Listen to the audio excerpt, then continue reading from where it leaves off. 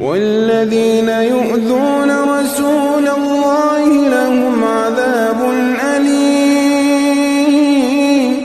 والذين يؤذون رسول الله لهم عذاب أليم. والذين يؤذون رسول الله لهم عذاب أليم.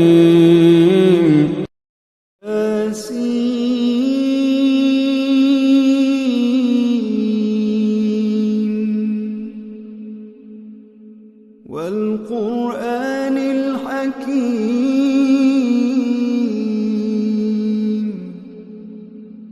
إنك لمن المرسلين